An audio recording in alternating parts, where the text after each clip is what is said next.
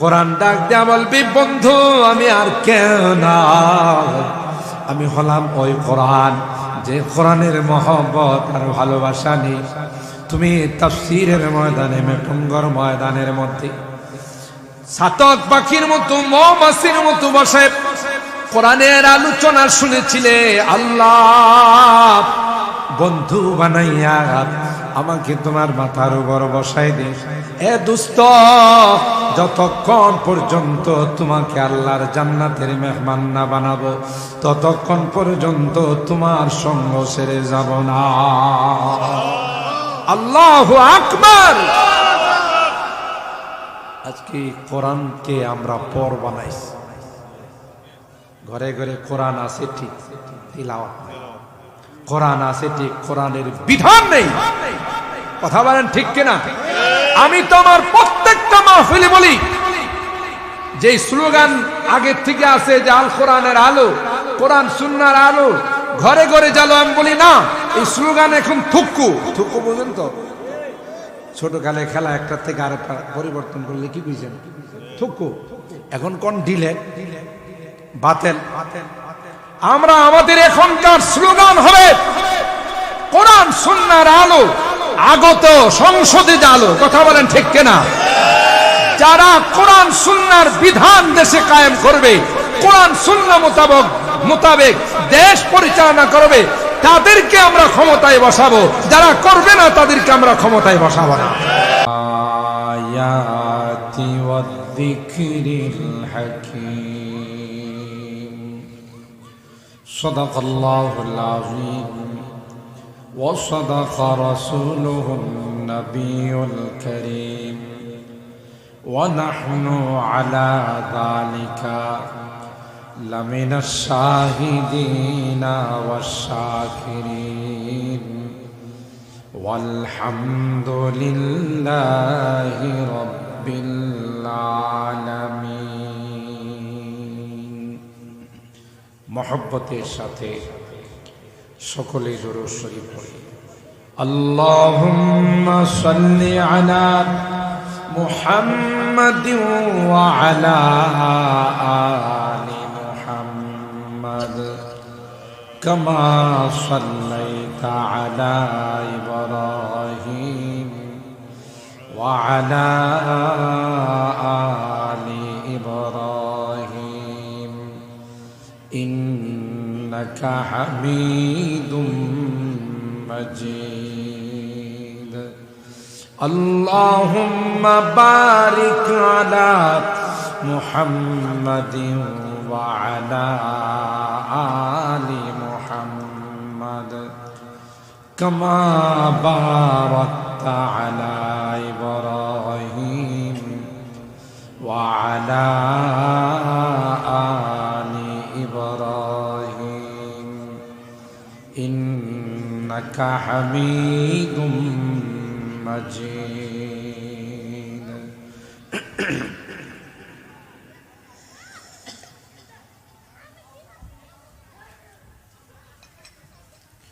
मुझे बेखुदी ने लिए जा रहा हो, मुझे बेखुदी ने लिए जा रहा हो,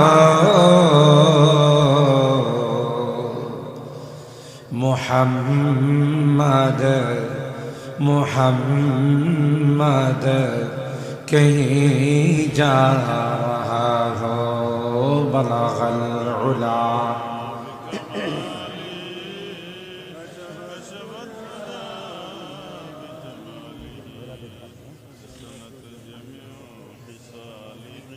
सल्लु अलैहि व आलिहि। दे मुझे इश्क़ मुहम्मद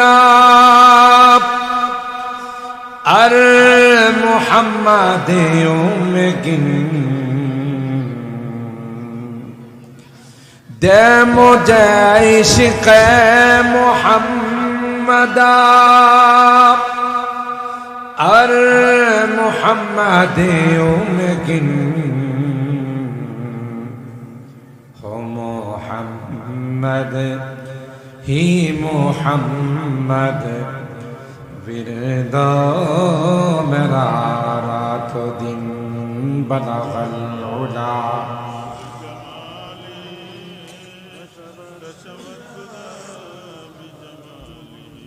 حسنت جميع خصاله صلوا عليه وآله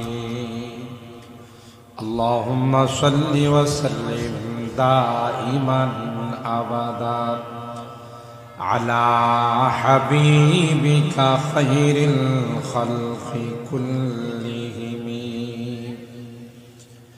ঐতিহ্যবাহী মেটঙ্গর গ্রামবাসীর উদ্যোগে কবরবাসীদের রূহের মাগফিরাত কামনায় আয়োজিত 2 দিন ব্যাপী ঐতিহাসিক পবিত্র তাফসীরুল কোরআন মাহফিলে আজকে প্রথম দিনের সম্মানিত সদস্য হযরতুল আল্লামা মাওলানা হাফেজ মুহাম্মদ গোলাম সুবহানী সাইদি আড়াইবাড়ি দরবার আজকের মাহফিলে প্রধান অতিথি মুরাদনগরের মাটি ও মানুষের মজলুম জননেতা সাবেক 5 বারের এমপি হুইপ ধর্মমন্ত্রী বিএনপির কেন্দ্রীয় ভাইস চেয়ারম্যান আলহাজ কাজী শাহ মুফাজ্জল হুসাইন কাইকুবা হযরত উলামায়ে কেরাম বেরাদারান ইসলাম পর্দার আড়ালের মা ও বোনেরা আল্লাহ পাকের দরবারে লাখো কোটি শুকরিয়া যে রব্বে কায়নাত অগণিত অসংখ্য মানুষ থেকে নির্বাচিত করে আমাদের কিছু মানুষকে এশার নামাজ জামাতের সাথে আদায় করে 2 দিন ব্যাপী তাফসীরুল কোরআন মাহফিলে আজকে প্রথম দিনে একটি জান্নাতি বরকতি কোরআনী মাহফিলে তাফসীরুল কোরআন মাহফিলের ক্লাসের ছাত্র বনার জন্য আসার বসার তৌফিক দান করেছেন এই জন্য অন্তরের অন্তঃস্থল থেকে কালিমাতু শুকর আদায় করি জোরে সুরে বলি আলহামদুলিল্লাহ আর একটু জোরে বলি আলহামদুলিল্লাহ সম্মানিত সুধী আজ এবং কাল দেশ বরণ্য উলামায়ে কেরাম তাফসীর পেশ করিবেন আজকে আমার পর 2 জন উদীয়মান তরুণ আলেমে দ্বীন চমৎকার আলোচনা পেশ করে থাকেন একজন হলেন মুফতি রাফি বিন মনির অনেক সুন্দর এবং চমৎকার আলোচনা করে আরেকজন উদীয়মান তরুণ আলেমে দ্বীন হযরত মাওলানা কারি উবাইদুল্লাহ খান আমাদের মাঝে সময় মতো তাদের তাফসীর নিয়ে চলে আসবেন ইনশাআল্লাহ আমরা আখিরি মোনাজাত পর্যন্ত বসে উলামায়ে কেরাম মুফাসসিরিনে কেরামের তাফসীর শুনে মোনাজাত করে যাওয়ার চেষ্টা করব আল্লাহ আমাদেরকে তৌফিক দান করুন জোরে বলুন আমিন সম্মানিত সুধী আমি আপনাদের খিদমতে কোরআনুল কারীমে সূরা আলে ইমরান এর একখানা আয়াত তিলাওয়াত করেছি সরকারে দু আলম মাহবুবে কিবরিয়া সৈয়দুল কওনাইন সৈয়দুস সাকালাইন আকায়ে নামদার তাজদারে মদিনা হযরত মুহাম্মদুর রাসূলুল্লাহ সাল্লাল্লাহু তাআলা আলাইহি ওয়াসাল্লাম অসংখ্য হাদিস থেকে ছোট্ট একখানা হাদিস পাঠ করেছি আয়াতে কারিমা এবং হাদিসকে সামনে রেখে 2টি কথা কবরবাসীদের সম্পর্কে আপনাদের খেদমতে আরজ করার আশা রাখি আল্লাহ পাকের দরবারে তৌফিক চাই, সকলে বলুন আল্লাহুম্মা। মোহতারাম হাজিরিন, মূল আলোচনায় যাওয়ার আগে খুব ছোট্ট করে আজকের মাহফিলের গুরুত্ব অন্য মাহফিলের মতো চিরাচরিত কোনো মাহফিল না। এই মাহফিলে পোস্টারে নাম দেওয়া হয়েছে তাফসীরুল কোরআন মাহফিল। তাফসীর মাহফিল আর এমনিতেই সাধারণ মাহফিলের মধ্যে অনেক ব্যবধান আছে। যে কোনো বিষয় নিয়ে, যে কোনো সাবজেক্ট নিয়ে এলোমেলো কথা বললো ওয়াজ হয়েছে, কিন্তু তাফসীর মাহফিলে ধারাবাহিক আয়াতকে সামনে নিয়ে তার বিস্তারিত আলোচনা করা, এটাকে তাফসীর বলে। একটা বিষয়ের উপর, একটা টপিকের উপর আলোচনা করার নাম হলো তাফসীর মাহফিল। আর এই তাফসীর মাহফিল এত দাম, কারণ কোরআনে কারীমের আয়াতের তাফসীর এটাও কার পক্ষ থেকে? বলুন বলুন, আল্লাহর। সূরা আল কিয়ামার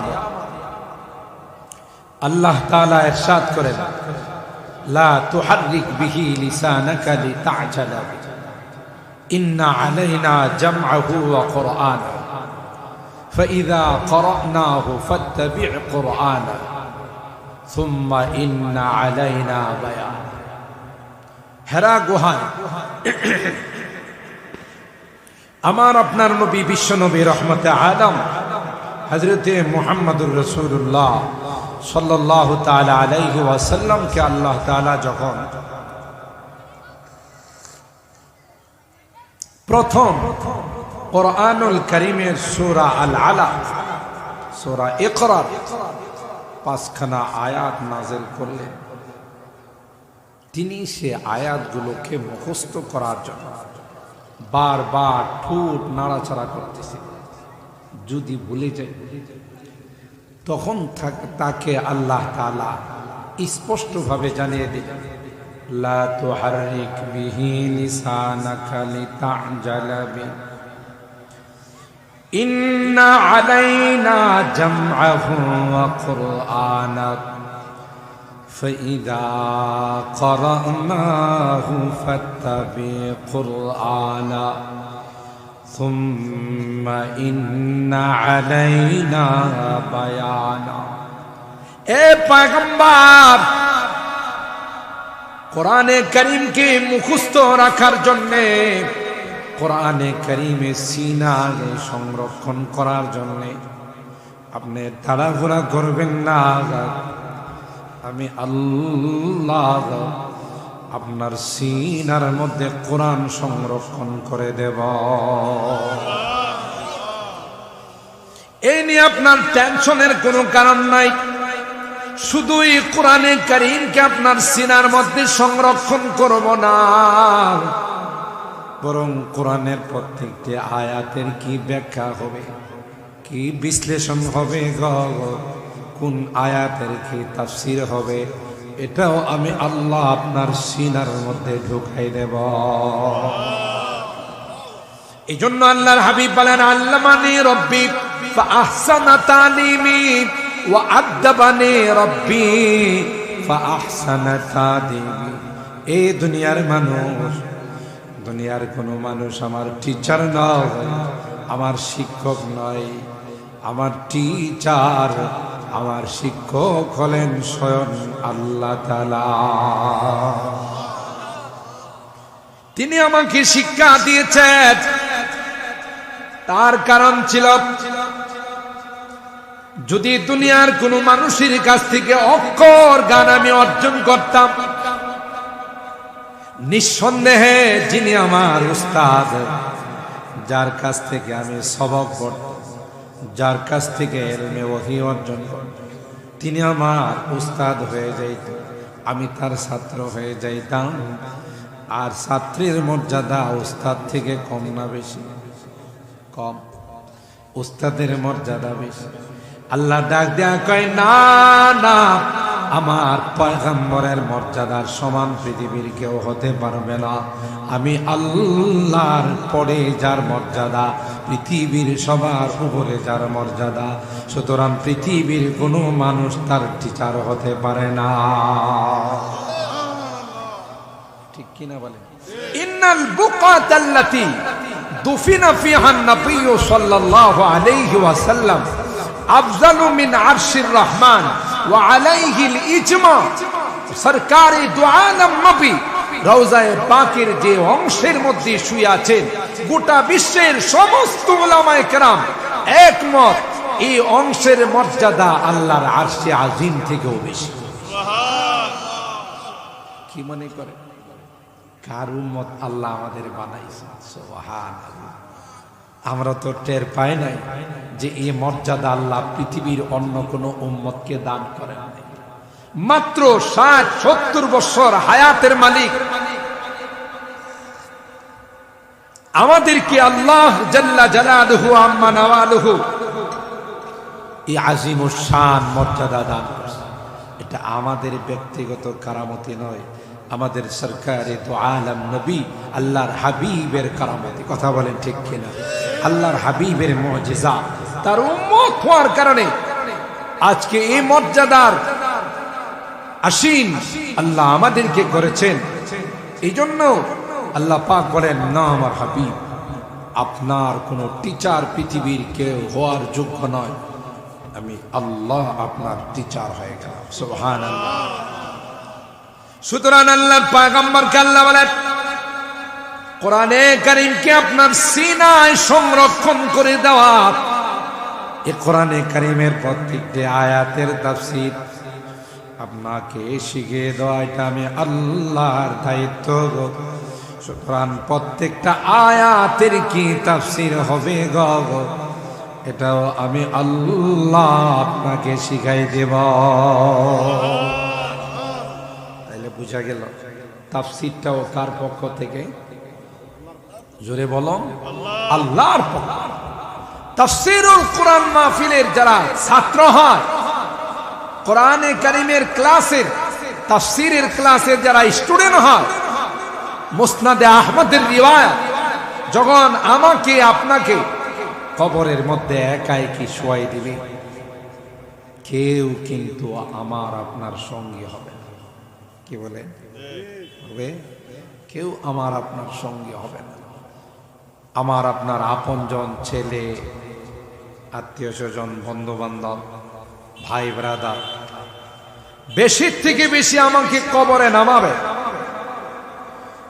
মুখটা পশ্চিম দিকে রূপ করে দিয়ে, কাফনের গিরাটা খুলে দিয়ে, দু হাত দিয়ে আবার উপরে চলে আসবে। ঠিক কিনা বলে? আল্লাহর হাবিব বলেন, যারা কোরআনের মহব্বত নিয়ে, কোরআনের ভালোবাসা নিয়ে যারা তাফসীর মাহফিলে উপস্থিত হয়, যারা রাত জাগ্রত থেকে কোরআনের তাফসীর শুনে, আলোচনা শুনে, আল্লাহ পাক ওই কবরের মধ্যে ওই ব্যক্তির মাথার উপর কোরআনকে বন্ধু বানায়া বসাই দিবে। সুবহানাল্লাহ বলেন। কোরআন তার বন্ধু হয়ে বলবে, দুস্ত তুমি আমাকে চিননি রে দুস্ত। বলবে, না না, তুমি কে রে, তোমার পরিচয়টা দাও। দুনিয়ার মানুষ নিষ্ঠুরের মতো, পাষাণের মতো আমাকে জঙ্গলের মধ্যে একটা গুহার মধ্যে রেখে চলে গেছে, কে আমার সঙ্গে হয় না যায়। এই বিপদের সময় তুমি কে রে আমার কবরের সঙ্গে হয়ে গেল। কোরআন ডাক দেয়া বলবি, বন্ধু আমি আর কেউ না, আমি হলাম ওই কোরআন, যে কোরআনের মহব্বত আর ভালোবাসা নেই। তুমি তাফসীরের ময়দানে, মেটুঙ্গর ময়দানের মধ্যে সাতক পাখির মতো, মৌমাছির মতো বসে কোরআনের আলোচনা শুনেছিলে, আল্লাহ বন্ধু বানাইয়া আমাকে তোমার মাথার উপর বসাই দে। এ দুস্থ, যতক্ষণ পর্যন্ত তোমাকে আল্লাহর জান্নাতের মেহমান না বানাবো ততক্ষণ পর্যন্ত তোমার সঙ্গ ছেড়ে যাব না। আল্লাহু আকবার। আজকে কোরআনকে আমরা পর বানাইছি। ঘরে ঘরে কোরআন আছে ঠিক, তিলাওয়াত নাই। কোরআন আছে ঠিক, কোরআনের বিধান নেই। কথা বলেন ঠিক কিনা? আমি তো আমার প্রত্যেকটা মাহফিলে বলি, যে স্লোগান আগের থেকে আছে যে আল কোরআনের আলো, কোরআন সুন্নাহর আলো, ঘরে ঘরে জ্বালো, আমি বলি না, এই স্লোগান এখন থুক্কু। থুক্কু বুঝেন তো? ছোটকালে খেলা একটা থেকে আরেকটা পরিবর্তন করলে কি বুঝেন? থুক্কু। এখন কোন ডিলে বাতেল।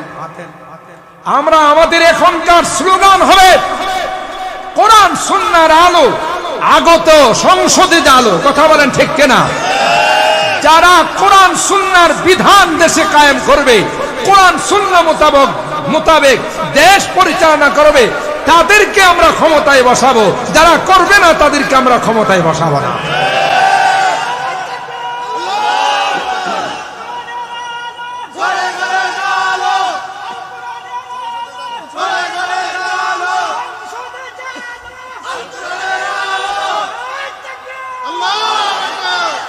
আমরা বহু দেখছি, কোরআন বাদ দিয়া বহু দেখছি, দুর্নীতি আর চুরি ডাকাতি আর সন্ত্রাসী ছাড়া কিছু দেখি নাই। জালেমদের জুলুম নির্যাতন ছাড়া আমরা কিছুই দেখি নাই। কথা বলেন ঠিক কিনা? আজকে যদি এদেশে কোরআনী আইন চালু হয়ে যাইতো, এদেশের প্রত্যেকটা সেক্টরে যদি কোরআন চালু থাকতো, দেশের পার্লামেন্টে যদি আইন হয়ে যাইতো, এদেশের কোনো অফিস আদালত, কোনো দোকানপাট, মার্কেট নামাজের টাইমে খোলা থাকবে না। আল্লাহর কসম করে আমি বলতে পারি, কোথাও কোনো দুর্নীতি চুরি ডাকাতি থাকতো না। কারণ কোরআনে আল্লাহ বলছেন ইন্নাস সালাতা তানহা আনিল ফাহশাই ওয়াল মুনকার। এক নামাজ এমন ইবাদত, যেই নামাজ মানুষকে সব রকমের অশ্লীলতা, বেহায়াপনা, বেলেল্লাপনা, চুরি ডাকাতি, দুর্নীতি, লুটতরা, জুলুম, চান্দাবাজি সব থেকে বিরত রাখে। কথা বলেন ঠিক কিনা? আমাদের নানা ভাই কামরুল হাসান, আমি আগেও শুনছি, এখন আইসাও শুনলাম, এই যে বাচ্চাদেরকে উদ্বুদ্ধ করার জন্য যে 41 ওয়াক্ত নামাজ, 41 দিন নামাজ জামাতের সাথে আদায় করবে, তাদেরকে পুরস্কৃত করা হবে, সাইকেল দেওয়া হবে, বিভিন্ন পুরস্কারে পুরস্কৃত করা হবে। আজকে যদি ছোট কাল থেকে আমাদের এই সন্তানগুলো, উদীয়মান যুবকগুলো যদি নামাজি হয়ে যেত, তাইলে গতকাল রাত্রির 31 নাইটের মতো বেহায়াপনা আমাদের দেখা লাগতো না। হাই হাই, এই 31 নাইটকে কেন্দ্র করে কত যুবক যুবতী মদের স্কুলে ভর্তি হয়েছে। কথা বলেন ঠিক না? একবার যারা নেশায় লিপ্ত হয়ে যায়, নেশার খরাল গ্রাসে যারা চলে যায়, দ্বিতীয়বার আর তাদেরকে ফেরত আনা যায়। কোরআন সুন্নাহর আলোকে নেশাকে আল্লাহ হারাম করে দিয়েছে। কথা বলেন ঠিক না? গত রাত, সারাটা রাত গান বাজনা, বাদ্যযন্ত্র। আরে এই গান তো কাফির মুশরিক শয়তানরা আবিষ্কার করছে মুসলমানদেরকে কোরআন সুন্নাহ থেকে দূরে সরানোর জন্য। পার্লামেন্টে যদি আইন হয়, মুসলমান সন্তান যারা আছে তারা গান শুনবে না, গান শুনলে পানিশমেন্ট হবে। আমি হলফ করে বলতে পারি, কোরআনের কসম করেও বলতে পারবো, টেকনাফ থেকে তেতুলিয়া, রূপসা থেকে পাটুরিয়া, কোথাও কোনো ধর্ষণ তো দূরের কথা, একটা ইফতিজিংয়ের ঘটনাও ঘটত। আল্লাহ বলছে যে এই গান আবিষ্কার করা হয়েছে চরিত্রহীন করার জন্য। আর নবী বলেন আল গানা রুকিয়াতুজ জানা, গান হলো সমস্ত জানা ব্যভিচারের মন্ত্র। বলুন তো দেখি, আমাদের দেশের যত গান হয়, গানগুলোতে কি শিখানো হয়? প্রেম শিখানো হয়। এই প্রেম যখন উঠতি বয়সের যুবক যুবতীরা শিখে এটাকে বাস্তবায়ন করতে গেলেই এটা হয় ধর্ষণ, জেনা। কথা বলেন ঠিক কিনা? এই জন্য আল্লাহ, আরে ভাই আমরা তো গোড়াতে হাত দিই না, আগা দেওয়াটা আসল জায়গাতে মলম লাগাই না।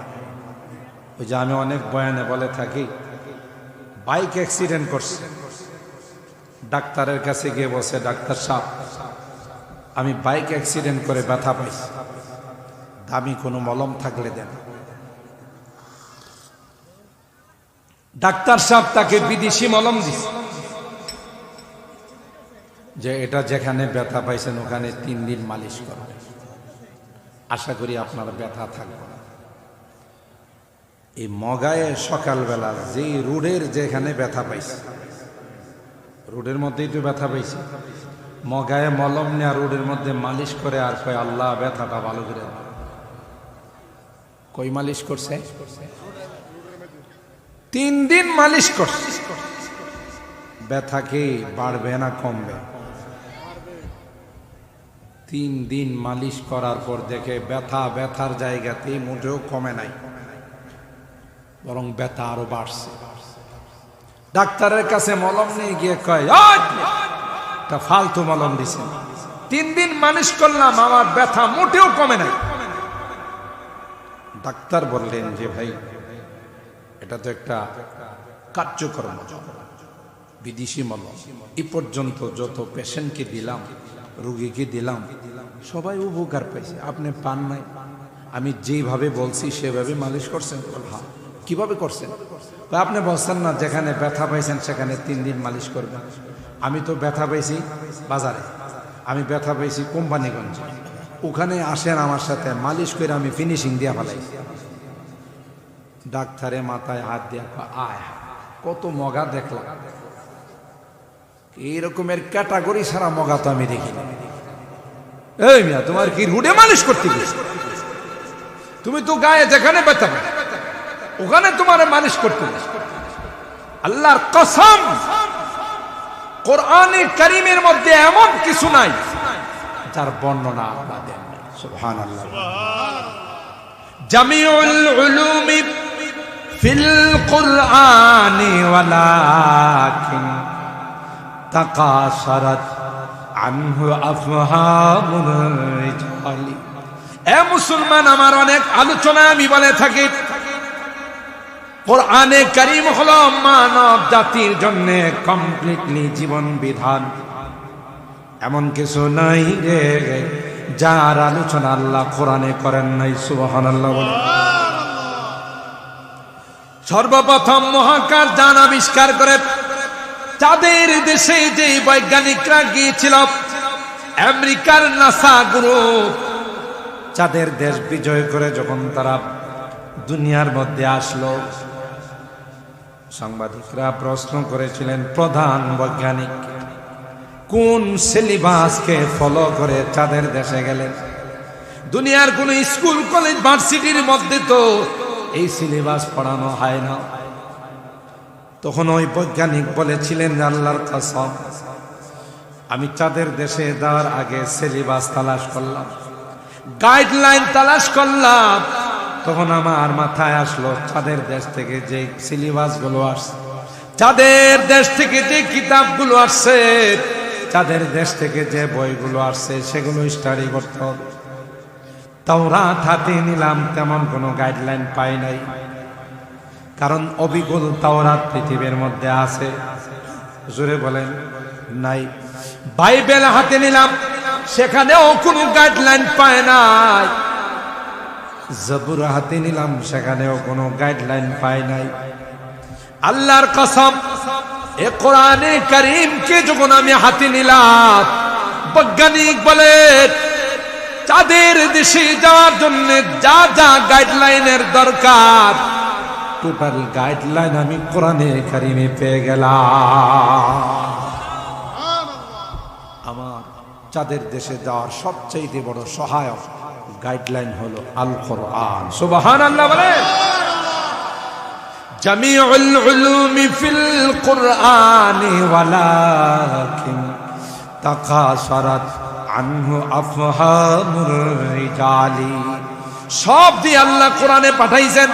আল্লাহ বলেন কোরআনকে যদি ফলো করে দেশ পরিচালনা করো, আমি আল্লাহ তোমাদেরকে গ্যারান্টি দিতে পারি তোমার দুনিয়াতে জান্নাতি হাওয়া বিরাজ করবে। সুবহানাল্লাহ। আল্লাহ বলেন তুমি যতই আইন করো, ইফটিজিং করলে 10 বছর সশ্রম কারাদণ্ড, 10,000 টাকা জরিমানা, এই আইনে কোনোদিন যুবকদেরকে নিয়ন্ত্রণ করতে পারবে না, কারণ এটা তোমার আসল আইন হয় নাই। তুমি যদি কোরআনের আইন বাস্তবায়ন করো, আমি আল্লাহ কোরআনুল কারীমের মধ্যে 33 নম্বর আয়াত সূরাতুল আযাব আল্লাহ বলেন ওয়াকারনা ফি বুয়ুতিকুন্না ওয়ালা তাবাররাজনা তাবাররুজাল জাহিলিয়াতিল উলা ওয়া আকিমনাস সালাতা ওয়া আতিনাজ যাকাত ওয়া আতিনাল্লাহা ওয়া রাসূলাহু। আল্লাহ ডাক দেয়া কয় মুসলমান নারীরা যদি পর্দা মেনটেন করে, ইমার্জেন্সি প্রয়োজনে যদি বাহিরে যায়, স্কুলে যায়, কলেজে যায়, কর্মস্থলে যায়, তাদের জন্য কোনো নিষেধ নাই, তবে শর্ত হলো পর্দা মেনটেন করে যেতে হবে। আল্লাহ কয় যদি একটা নারী পর্দা মেনটেন করে তার কর্মস্থলে যায়, তার বিদ্যালয়ে যায়, আল্লাহ কয় যতক্ষণ পর্যন্ত তার গন্তব্যে না পৌঁছবে, আমি আল্লাহ তার নিরাপত্তার জিম্মাদার হয়ে গেলাম। ইয়া আইয়ুহান নাবিয়্যু কুল লিআজওয়াজিকা ওয়া বানাতিকা ওয়া নিসাইল মুমিনিনা ইউদনিনা আলাইহিন্না মিন জালাবিবিহিন